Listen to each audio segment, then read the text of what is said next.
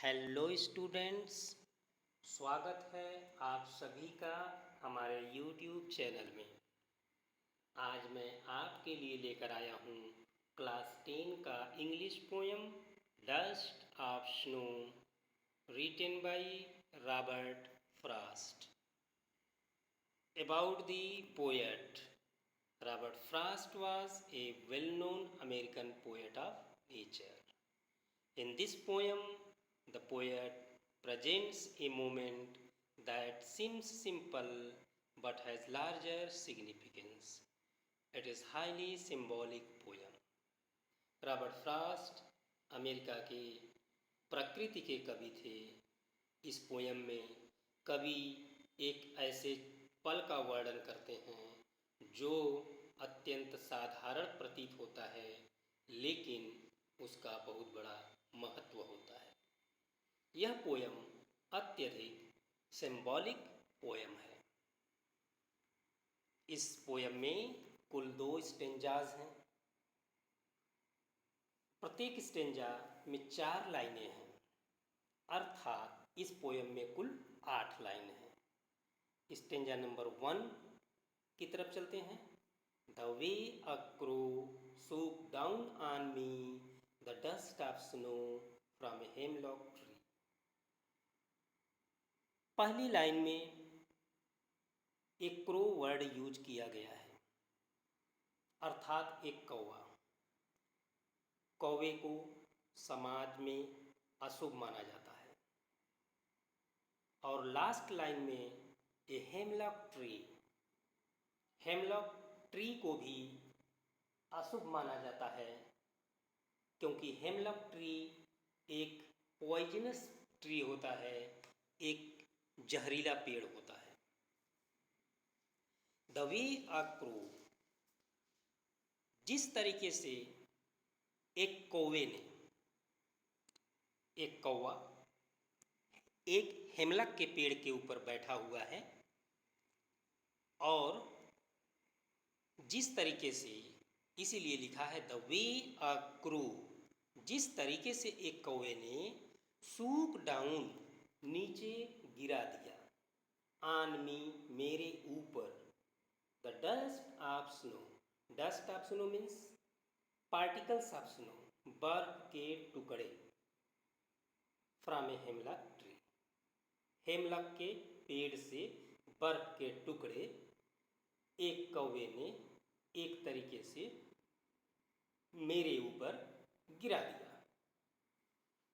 अब देखिए, यह घटना एक अत्यंत साधारण प्रतीत होता है, लेकिन कवि के जीवन में इसका बहुत बड़ा महत्व है, और वह महत्व हम अगले स्टेंजा में देखेंगे जब उसका हम अर्थ समझने का प्रयास करेंगे। The way a crow soak down on me the dust of snow from a hemlock tree. तो जिस तरीके से एक कौवे ने बर्फ के टुकड़े को सूक डाउन, नीचे गिरा दिया, on me the dust of snow from a hemlock tree. इस स्टेंजा का एक्सप्लेनेशन कुछ इस प्रकार है। The poem is set in a scene where the poet is in a bad mood. इस पोएम का जो सीन है, ऐसे जगह पर सेट किया गया है कि इस पोएम का poet Robert Frost bad mood में है, दुखी मूड में है, and is walking by a tree, और वह एक पेड़ के पास से गुजर रहा है, ए हेमलॉक ट्री, और वह पेड़ हेमलॉक ट्री है, जो कि एक जहरीला पेड़ है। Hemlock tree is a poisonous tree, hemlock का पेड़ एक जहरीला पेड़ है। एज ही पासेस बाई, जैसे ही वह उस पेड़ के पास से गुजरता है, a crow happens to throw some snow dust on him. तो पेड़ पर बैठा हुआ एक कौवा उसके ऊपर बर्फ के कुछ टुकड़े गिरा देता है। Whether it fails on his head, अब यह स्पष्ट नहीं है इस पोयम में कि बर्फ के टुकड़े पोएट के सिर पर गिरता है, आर शोल्डर्स, या फिर कवि के कंधों पर गिरता है, इज अननोन, यह ज्ञात नहीं है। As there is no specific mention in the poem, इसका कोई जिक्र नहीं किया गया है। लेकिन कौवे के किसी गतिविधि के द्वारा, किसी मूवमेंट के द्वारा वह बर्फ का टुकड़ा कवि के, पोएट के, रॉबर्ट फ्रॉस्ट के ऊपर गिरता है, उसके हेड पर गिरता है, उसके शोल्डर्स पर गिरता है, यह अननोन है क्योंकि इसका कोई मेंशन इस पोएम में नहीं किया गया है। Also the readers are left in doubt, और इसके अलावा जो इस पोएम के रीडर्स हैं, इस पोएम को जो पढ़ने वाले पाठकगण हैं, वे डाउट में पड़े रहते हैं about the birds specific action, कि बर्ड के अर्थात कौवे के किस एक्शन की वजह से वह बर्फ का टुकड़ा नीचे सूक डाउन हुआ, नीचे गिरा। Whether the crow was landing, हो सकता है कि कौवा ऊपर उड़ रहा हो और उड़ करके नीचे आकर के हेमलक के पेड़ पर लैंड किया हो, बैठा हो, और उसके बैठने से डाली पर का जो पेड़ की डाली पर, शाखा पर जो बर्फ का टुकड़ा हुआ नीचे गिर गया हो। Whether the crow was landing shivering with cold, या हो सकता है कि कौवे को ठंड लग रही हो और ठंड की वजह से शाखा पर, पत्तियों पर जो बर्फ के टुकड़े हों वो नीचे गिर गए हों। रीएडजस्टिंग इटसेल्फ ऑन द ब्रांच, या हो सकता है कि वह क्रो ठीक से ब्रांच पर बैठ न पाया हो और अपने आप को रीएडजस्ट कर रहा हो, बैठने का प्रयास कर रहा हो सही ढंग से, इस वजह से बर्फ का टुकड़ा गिरा हो। आर टेकिंग ऑफ, या हो सकता है कि वह कौवा उस पेड़ से उड़ करके कहीं दूर जा रहा हो। तो इसमें किसी भी तरीके का जिक्र नहीं किया गया है कि किस तरीके से बर्फ का टुकड़ा गिरा।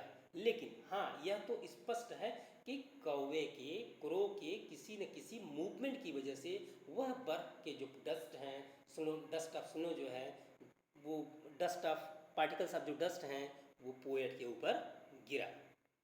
It happened to send some particles of snow upon the author, और कौवे के उस मूवमेंट की वजह से बर्फ के कुछ टुकड़े लेखक के ऊपर गिरा। Here the two agents of nature, यहाँ पर प्रकृति के दो एजेंट, एक है hemlock tree and the crow और दूसरा है कौवा, आर सिग्निफायर्स ऑफ सैडनेस, ये दोनों दुख को सिंबलाइज करते हैं, and gloom, sadness and gloom को सिंबलाइज करते हैं। Just like the poet's mood was in opening scene, जैसा कि पोएट का शुरू से ही दुखी मूड था।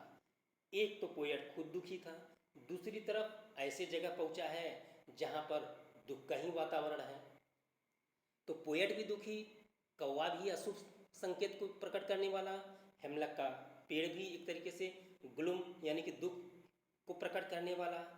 तो ये हो गया आपका स्टेंजा नंबर 1। चलते हैं स्टेंजा नंबर 2 की तरफ। Has given my heart a change of mood and saved some part of a day I had reviewed. Has given my heart, यहाँ पर ये बताया गया है कि कौवे के द्वारा, कौवे के एक मूवमेंट के द्वारा, उसकी एक गतिविधि के द्वारा जो बर्फ का टुकड़ा मेरे ऊपर गिरा, उस बर्फ के टुकड़े के गिरने की वजह से हैज़ गिवन माई हार्ट, उसने, बर्फ के टुकड़े ने मेरे हार्ट को ए चेंज ऑफ मूड, मेरा मूड ही पूरा बदल दिया। And saved some part of a day I had reviewed, reviewed means होता है held in regret, and saved some part of a day, और मेरे दिन का कुछ समय जो है कि उसने बचा लिया। सेव्ड मीन्स बचा लिया, some part of a day, दिन का कुछ भाग उसने बचा लिया, आई हैड रिव्यूड, जो कि मैं दुख में और बिताता।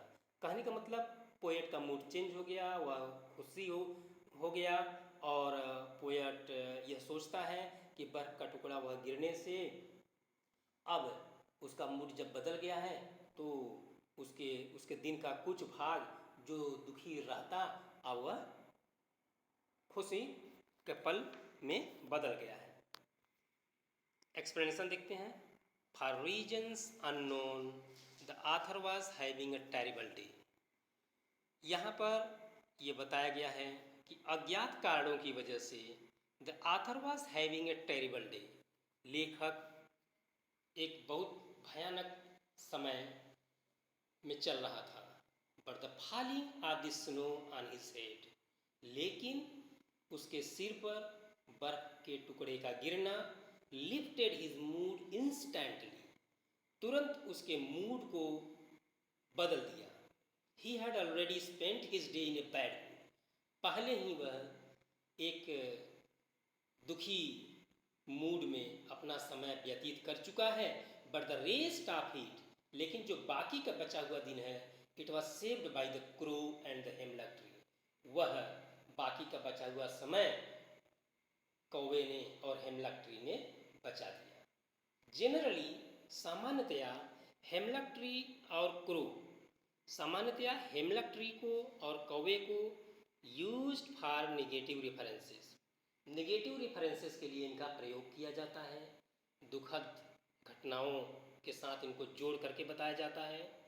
But the poet used them beautifully to portray that, लेकिन कवि ने, रॉबर्ट फ्रॉस्ट ने बहुत ही सुंदर ढंगों से ये समझाने का प्रयास किया है इन दोनों के माध्यम से कि inauspicious things can bring joy and happiness to, कि अशुभ चीज़ें भी, जैसे कि कौवा, जैसे कि हेमलॉक ट्री, इनऑस्पिशियस थिंग्स, अशुभ चीज़ें भी bring joy and happiness to, अशुभ चीज़ें भी व्यक्ति के जीवन में खुशियाँ और प्रसन्नता ला सकती हैं।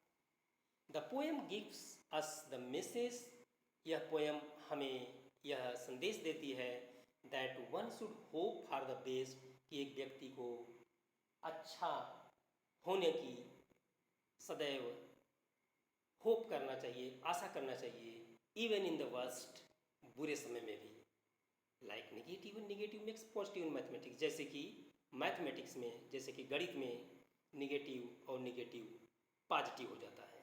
सिमिलरली, बिल्कुल उसी तरह इन रियल लाइफ, हमारे सामान्य जीवन में भी we can make enjoy in our worst time, कि हम अपने बुरे समय में भी एंजॉय कर सकते हैं। आगे बढ़ने से पहले हम इस पोएम की जो 8 लाइनें दी गई हैं, स्टेंजा नंबर 1 और स्टेंजा नंबर 2, उसका राइमिंग वर्ड्स और उसका पोएटिक डिवाइसेस डिस्कस कर लेते हैं। सबसे पहले राइमिंग वर्ड्स के बारे में डिस्कस करते हैं। यहाँ पर ए बी राइट साइड में लिखा गया है। ये इस स्टेंजा नंबर 1 का राइमिंग स्कीम है, राइमिंग पैटर्न है। फर्स्ट लाइन का लास्ट वर्ड है crow, the way a crow, तो लास्ट वर्ड हुआ क्रो। तीसरे लाइन का लास्ट वर्ड है snow, crow is rhyming with the word snow, तो इसलिए अगर हम क्रो को ए मानेंगे तो स्नो को भी हमें ए मानना पड़ेगा। सेकेंड लाइन का लास्ट वर्ड है मी, और फोर्थ लाइन का लास्ट वर्ड है ट्री, तो मी ट्री, तो मी को अगर हम बी मानेंगे तो ट्री को भी हमें बी कंसीडर करना पड़ेगा। तो इसलिए इस स्टेंजा का राइमिंग स्कीम है A B, and rhyming words are crow, snow, me, tree. ये हो गया इस स्टेंजा का राइमिंग वर्ड्स। और सेकंड स्टेंजा का राइमिंग वर्ड्स है सी डी। फर्स्ट लाइन का, सेकंड स्टेंजा का जो फर्स्ट लाइन है उसका लास्ट वर्ड है हार्ट, और इसका तीसरा लाइन का लास्ट वर्ड है पार्ट, हार्ट पार्ट, तो heart is rhyming with part, तो हार्ट को अगर हम सी मानते हैं तो पार्ट को भी हमें सी मानना पड़ेगा। और सेकंड लाइन का लास्ट वर्ड है मूड, और लास्ट लाइन का वर्ड है र्यूड, मूड र्यूड, तो इसको डी मानेंगे मूड को, तो र्यूड को डी मानना पड़ेगा। तो इसका राइमिंग पैटर्न है C D. Heart is rhyming with part, mood is rhyming with rude. यहाँ पर हैज़, हार्ट, इन दोनों शब्दों को अंडरलाइन किया गया है। उसका रीज़न ये है कि इस लाइन में एक फिगर ऑफ स्पीच है, एक अलंकार है जिसका नाम है एलिटरेशन, जिसे हिंदी में अनुप्रास कहते हैं। हैज का एच, हार्ट का एच, तो कंसोनेंट लेटर का जो रेपिटेशन है वर्ड्स के बिगिनिंग में, has given my heart, has heart, तो इस लाइन में फिगर्स ऑफ स्पीच है एलिटरेशन। उसी प्रकार तीसरे लाइन में भी एलिटरेशन फिगर्स ऑफ स्पीच है सेव्ड सम, स साउंड, सेव्ड का एस, सम का एस। चलते हैं मल्टीपल चॉइस क्वेश्चंस की तरफ। क्वेश्चन नंबर 1 है who is the poet of the poem dust of snow.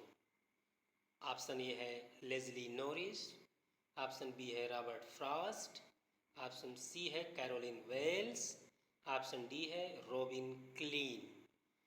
सही आंसर आप सभी को तो पता चल गया होगा, रॉबर्ट फ्रॉस्ट। चलते हैं क्वेश्चन नंबर 2 की तरफ। Why does the poet call it dust of snow. Dust means particle होता है, जैसा कि मैंने आप सभी को पहले ही बताया। तो इसका ऑप्शन ए है snow particles were too tiny, B है they came over him like a dust, C they felt like dust, D they looked like dust. इसका करेक्ट आंसर है snow particles were too tiny.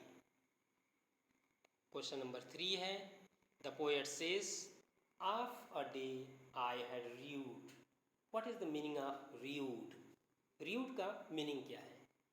Option A ruined, B held in regret, C ruled, D conquered। इसका correct answer है B held in regret। Question number 4 है what uplifted his mood. Poet Robert Frost के mood को किसने बदल दिया, खुशियों में बदल दिया। Option A falling of snow on his shoulder, कंधे पर बर्फ का उसका गिरना, द क्रो, बी ऑप्शन है, सी ऑप्शन है हेमलॉक ट्री, डी ऑप्शन है ऑल ऑफ दी एबव, उपरोक्त सभी। तो इसका करेक्ट आंसर है option A falling of snow on his shoulder. Question number 5 है what is the rhyme scheme of the poem. इस पोएम का राइम स्कीम क्या है। तो ऑप्शन ए है B A, C D, option B है A B, C D, option C है A B, C D, option D है A B A, C D. तो इसका करेक्ट आंसर है, सोच लीजिए, A B C D, option B. Question number 6 name the poetic device used in the line has given my heart. मैंने stanza में underline भी किया था हैज़ को, हार्ट को। तो हैज़ गिवन माई हार्ट में कौन सा पोएटिक डिवाइस यूज किया गया है। Option A alliteration, option B metaphor, option C oxymoron, option D simile. Correct answer है alliteration. Question number 7 name the poetic device used in the line and saved some part. Saved some part line में कौन सा poetic device use किया गया है। Option A है alliteration, B metaphor, C oxymoron, D simile. इसका correct answer है option A alliteration, क्योंकि सेव्ड सम इन दोनों शब्दों में एलिटरेशन है। Question number 8 what does dust of snow represent. Dust of snow क्या प्रतिनिधित्व करता है। Option A healing power of nature, option B particles of snow, option C cool weather, option D none of the above, उपरोक्त में से कोई नहीं। तो इसका करेक्ट आंसर है healing power of nature. Question number 9 है what are the two negative creatures that Frost use as carriers of positivity. Frost ने दो निगेटिव क्रिएचर्स का प्रयोग किया गया है जो कि पॉजिटिविटी लाते हैं। वे दोनों कौन कौन से हैं। ऑप्शन ए है स्नो डस्ट, ऑप्शन बी है hemlock tree snow, option C है स्नो क्रो और ऑप्शन डी है हेमलक ट्री क्रो। तो इसका करेक्ट आंसर है ऑप्शन डी हेमलक ट्री और क्रो। ये दोनों ही निगेटिव क्रिएचर्स हैं जो पॉजिटिविटी लाते हैं। और क्वेश्चन नंबर 10 है the crow and hemlock tree symbolize, कौवा और हेमलक का पेड़ ये किस चीज़ के प्रतीक हैं, सिम्बलाइज करते हैं? Option A sorrow, option B happiness, option C celebration, option D death. Correct answer है sorrow. Question number 11 what was the mood of the poet in the beginning of the poem? Poem की शुरुआत में poet Robert Frost का mood कैसा था? Option A sad mood, option B happy mood, option C confused mood और option D none of the. तो आपको पता है कि पोएट पोएम के शुरू में काफ़ी दुखी था और वह दुख का कारण अज्ञात था, अननोन था, तो इसका करेक्ट आंसर है सैड मूड। और क्वेश्चन नंबर 12 जो कि लास्ट क्वेश्चन है what did crow shake on the poet? कवि पर कौवे ने क्या चीज़ गिराया? Option A dust of tree, option B dust of garden, option C dust of snow और option D dust of land. इसका करेक्ट आंसर है डस्ट ऑफ स्नो। तो इसी के साथ यह पोयम डस्ट ऑफ स्नो समाप्त होता है। धन्यवाद।